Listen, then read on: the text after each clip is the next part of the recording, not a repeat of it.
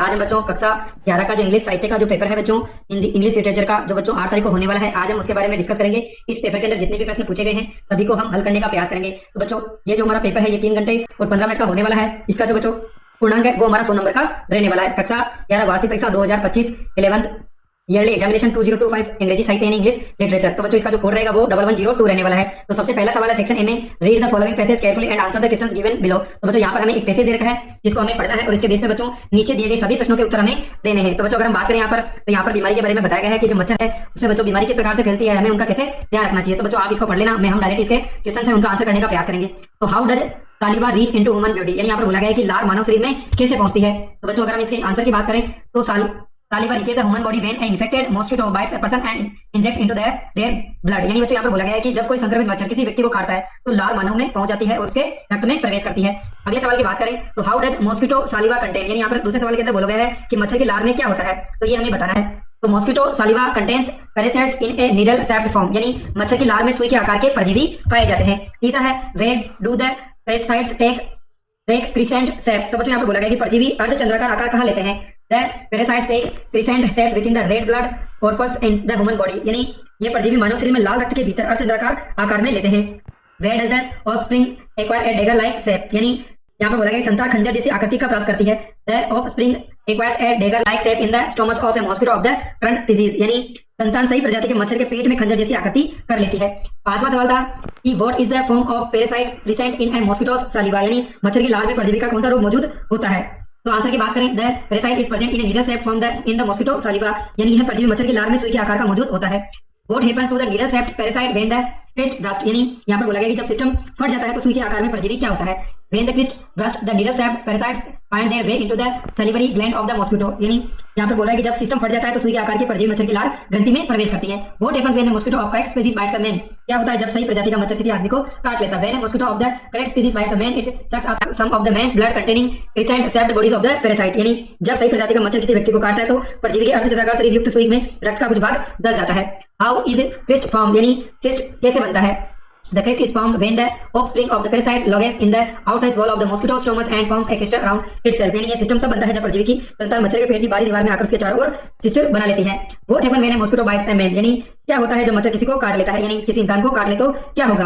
तो बच्चों when an infected mosquito bites a man, it injects saliva containing needle shaped parasite into the person's blood, यानी जब कोई संक्रमित मच्छर किसी व्यक्ति को काटता है तो व्यक्ति के रक्त में सुई के आकार में परजीवी लार बनने लग जाती है।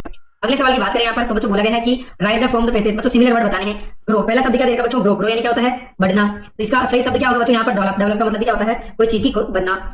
सेल इन द ब्लड, यानी यहाँ पर दूसरा शब्द जो बोला गया है रक्त में कोशिका है उसको क्या कहा जाता है बच्चों, रेड ब्लड कॉर्पस, यानी रेड ब्लड सेल्स भी बोलते हैं उसको। अगला है टाइप्स, यानी क्या होता है बच्चों उसके प्रकार। तो दूसरा क्या हो जाएगा यहाँ पे, काइंड्स हो जाएगा। दूसरा है यहाँ पर बच्चों read the given poem carefully and answer the question, तो बच्चों यहाँ पे पोएम दे रखी है जिसको हमें पढ़ना है और उसके अनुसार बच्चों नीचे दिए गए प्रश्नों के उत्तर देने हैं। तो बच्चों हम डायरेक्ट इसके जो भी प्रश्न हैं उन सभी का हम डायरेक्टली आंसर देने का प्रयास करेंगे। चलो एक एक करके देख लेते हैं। सबसे पहले at this time the girl is at, यानी यहाँ पर बोला गया कि इस समय लड़की क्या कर रही थी बच्चों, वो हमें बताना है। तो बच्चों को क्या कर रही थी, the Ganga river, the Kaveri river, the Jamuna river, the Shastravati river. तो बच्चों को कहां पर थी, जमुना रिवर के ऊपर थी। The girl was made late by, यानी यहाँ पर बोला गया है कि लड़की को देरी क्यों हो गई थी। तो बच्चों यहाँ पर हमारा जो आंसर होगा वो होगा यानी द बॉट बाय सॉन्ग, यानी नाविक के गीत गाने से। Figure out of the which is used in the line और if an evil spirit should smite me, यानी इस पंक्ति के अलंकार का प्रयोग करके बताना है, या कोई धष्ट है या आत्मा मुझे मारे। तो बच्चों यहाँ पर अगर हम बात करें क्वेश्चन नंबर 3 की, तो हमारा आंसर होगा मेटाफोर। मेटाफोर का मतलब होता है बच्चों रूपक, ऑप्शन नंबर डी हो जाएगा। What does the brother of the girl pray to the great God, यानी लड़की का भाई महान देवता से क्या प्रार्थना करता है। The brother of the girl pray to the God great God to bring the home safely, यानी वो प्रार्थना करता है लड़की का भाई भगवान से कि उसके सुरक्षित घर वापस लाने की प्रार्थना करता है। अगला है what fear comes to girls mind, यानी यहाँ पर बोला गया है कि जो लड़की के मन में क्या डर था वो हमें बताना है। The fear that comes to the girls mind is being beaten by a serpent and smitten by an evil spirit in the darkness, यानी लड़की के मन में यह डर था कि कहीं उसे अंधेरे में सांप ने काट ले या कोई बुरी बात ना हो जाए। अगला है what difficulties that the girl faced in the her homeward journey, यानी क्वेश्चन नंबर 6 के अंदर बोला गया कि लड़की को घर वापसी में क्या कठिनाई महसूस करनी पड़ी थी। The difficulties the girl faces on the homeward journey are the lateness of the hour, the darkness and the fear of snakes and evil spirits, यानी यहाँ पर चीजें बोली गई है कि घर वापसी के सफर में लड़की को जिन कठिनाइयों का सामना करना पड़ा। पहले तो देर हुई, अंधेरा हो गया, सांप और बुरी आत्माओं का डर लगा था। Why did the girl go there, यानी यहाँ पर बोला गया कि क्वेश्चन नंबर जो बच्चों हमारा 7वां है, कविता से शब्द ढूंढ के हमें बता देते। तो यहाँ पर था कि वो लड़की वहां पर क्यों गई थी। The girl went there because she was land by the boatman song, यानी यहाँ पर बोला गया कि लड़की वहां इसलिए गई क्योंकि नर्तकी से आकर्षित हो गई थी। Find the similar word of the following, तो बच्चों यहाँ पर अटैक, अटैक का मतलब क्या होता है? आक्रमण करना, यानी क्या होता है बच्चों? आक्रमण करना। तो यहाँ पे सही शब्द क्या होगा बच्चों? स्माइट, स्माइट यानी भी आक्रमण करना ही होता है। अगर हम क्वेश्चन नंबर 3 की बात करें तो यहाँ पर देखो हमें बोला गया है write an essay on the following topic in about 150 words, यानी बच्चों यहाँ पर एक टॉपिक है जिसके ऊपर यहाँ पर हमें एक ऐसे निबंध लिखना है। Importance friend in our life, यानी दोस्तों आपके जीवन में क्या महत्व है? वंडर्स ऑफ स्मार्टफोन, यानी बच्चों मोबाइल फोन ने हमें आश्चर्यचकित किस प्रकार से कर दिया है उसके बारे में बताना है। Write an article in about 100 words, आपको आर्टिकल लिखना है choice a career for your school magazine, यानी चॉइस ऑफ कैरियर यानी कैरियर के बारे में बताना है। दूसरा advantage of early rising at about 100 words, यानी बच्चों सुबह जल्दी उठने के क्या फायदे वो बताने हैं। Imagine you are Hitu or Bavi living in government hostel Kota, write a letter to your friend telling about her hostel life, यानी बच्चों आपको, आपका नाम हितू है या बावी है, आपको हॉस्टल कोटा के अंदर रहते हैं गवर्नमेंट हॉस्टल में, आपको अपने फ्रेंड को लेटर लिखना है जिसके अंदर बताना है कि जो आपकी हॉस्टल लाइफ है वो किस प्रकार की है। और है write a letter to the collector of your district complaining about user loudspeaker in your area, you are student of board classes sign A degree और एल। तो बच्चों यहाँ पर बोला गया है कि आप मतलब बोर्ड क्लास के स्टूडेंट हो और बच्चों आपके जो जिला कलेक्टर उनको आपको कंप्लेंट करनी है कि जो आपका एरिया है वहाँ पर बच्चों लाउड स्पीकर जोर जोर से चल रहे हैं, तो आपकी जो पढ़ाई है वो डिस्टर्ब हो रही है, आपको लिखना था। अगला है right short note on very of the following literacy, यानी बच्चों आपको किसी दो पे आपको शॉर्ट नोट लिखना है। फिक्शन, स्टायर, बोलांड, मोनोलॉग, तो बच्चों यहाँ पर बड़े जो देर के हैं इनके बारे में हमें लिखना है। अगला है right short note on any of the two following figure of the speech, तो बच्चों किसी दो पे लिखना है।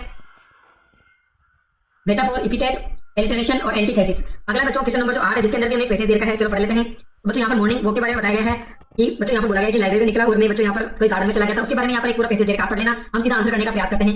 Why did narrator leave for library, यानी यहाँ पर बोला गया है कि वर्णनकर्ता पुस्तकालय को क्यों निकला, यानी पुस्तकालय छोड़ करके क्यों गया। तो बच्चों यहाँ पर आ जाएगा why did narrator leave for the library. तो चलो देख लेते हैं इसका आंसर क्या होगा। The passage sets in the morning when I left the library implying to narrator went to library as a regular activity, यानी गद्यांश में कहा गया है कि सुबह जब मैं पुस्तकालय के निकला, इससे ये संकेत मिलता है कि वर्णनकर्ता नियमित रूप से पुस्तकालय जाता था। How was Mrs Croft attitude towards him in the morning, यानी बोला गया सुबह श्रीमती क्राफ्ट का उसके प्रति व्यवहार कैसा था। Mrs Craft was oblivious to the narrator's presence in the morning suggesting she was detached and unaware of him, यानी श्रीमती क्राफ्ट सुबह के समय वर्णनकर्ता की उपस्थिति से अनभिज्ञ थी, जिसे पता चलता है कि उसने विरक्त थी या उनके बारे में कुछ भी नहीं पता था। What did the narrator have to repeat after her, यानी वर्णनकर्ता को उसके बाद क्या दोहराना पड़ा। The narrator had to repeat that the flag on the moon was splendid after Mrs Craft declares it so, यानी श्रीमती क्राफ्ट द्वारा घोषणा की जाने के बाद कि चंद्रमा का झंडा शानदार है, वर्णनकर्ता को यह एक बात दोहरानी पड़ी। Which country place did she refers to, उन्होंने किस देश के झंडे का उल्लेख किया है। The passage doesn't explicitly mention the country but it can be inferred that she was referring to the American flag as United States was the first country to land astronauts on the moon, यानी यहाँ पर बोला गया अनुच्छेद में ये स्पष्ट रूप से कहा गया है कि लेकिन अनुमान नहीं लगाया जा सकता कि अमेरिका ध्वज की बात कर रहे हैं क्योंकि संयुक्त राज्य अमेरिका चंद्रमा पर अंतरिक्ष यात्रियों को उतारने वाला पहला देश था। 5 है what does night encounter mean, यानी यहाँ पर क्वेश्चन नंबर 5 के अंदर बोला गया कि रात्रिकालीन मुठभेड़ क्या थी।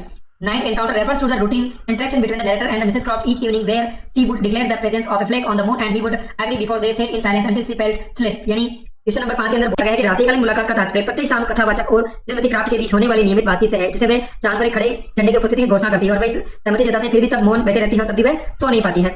What did the last 3 sentence of the passage indicate, यानी लास्ट के जो 3 पैसेज है वो क्या बता रहे हैं बच्चों। The last 3 sentence reveal the narrator's awareness that the flag on the moon had been removed but the choose not retained Mrs. Craft, suggesting a sense of compassion of protectiveness towards her, यानी अंतिम 3 वाक्यों से वर्णनकर्ता को पता चलता है कि उसे पता है कि चांद पर झंडा लगा दिया गया है। उन्हें श्रीमती क्राफ्ट को ये बात नहीं बताने का निर्णय लिया जिससे उसके प्रति दया या सुरात्मक भावना पैदा हो। तो बच्चों क्वेश्चन नंबर 8 था।